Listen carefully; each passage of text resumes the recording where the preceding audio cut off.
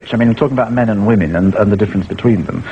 One of the things that has amazed me about you is the fact that you have been absolutely clear and critical about modern pop music and about certain modern pop singers, people whom you don't like. I mean, you don't make any pretense about... No, I don't, actually. The funny thing is, though, it's always good to do a TV show like this because it gets a chance to put things in the right perspective.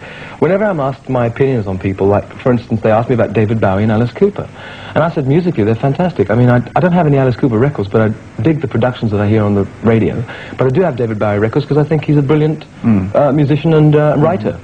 My knock is that I think their performances are a bit dubious, because I mean, kids come to my show, and I know that a load of kids, say between the ages of 10 or 15, go to see them. And I feel a certain amount of responsibility as an adult in show business that a lot of these young kids come, and they're in their very formative ages.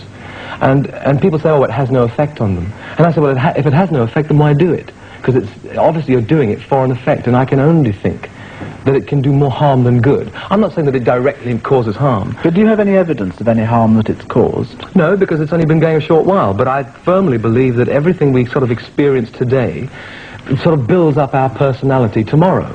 I mean, it's all taken in here and catched in there, and it must have some effect somewhere along the line. And it's only a theory, really, but I feel there's more in its favor. And that is that I feel that if there are a lot of young people and they do see a lot of strange things on stage, it will eventually have some kind of effect. And that some kind of effect, to me, would be more biased towards being a bad effect than it would... What are you afraid of in it, though? I mean, apart from being responsible for them, how do you think why do you think it's necessary for you to have to state that point of view? Because I don't think people state that point of view enough. We've got a world that we've got now because we deserve it. Because when you think about it, the things we say and do on television, on records now, are taken as normal. I mean, virtually normal.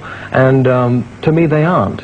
I don't find any kind of normality in some of the performers because it's outrageous. They don't do that sort of thing normally. But you see, who are either you or me to decide what is normal? I mean, it is normal for David Bowie to get dressed up the way he gets dressed up. It's normal for him. Well, not if his interviews are true.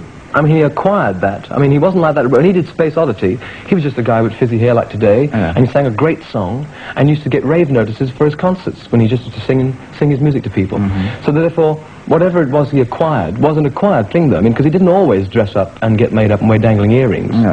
So it's not a matter of even normality, really. Although, you know, one could go into great detail and say, well, if we used our logic, we would all come out and say, basically, that man is man and woman is woman, and that there's a necessity for that, and it's procreation and pleasure, or whatever we want to say. So therefore, on the whole, one could come to some kind of understanding of normality.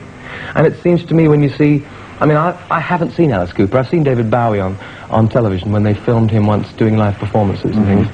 But Alice Cooper, you read the write-ups and it says he once, you know, chewed off the head of a live chicken and carries a python around and guillotines himself on stage. And I said to myself, well, I mean, to me, just as a sort of fairly normal citizen, it just seems outrageous.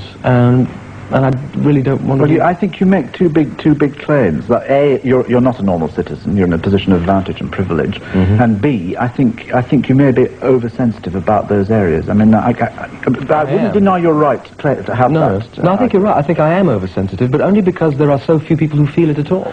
And you know, this is my world as well as everybody else's. Right. And when I got the letters that came in for my TV show, which was they were up to 16 million viewers.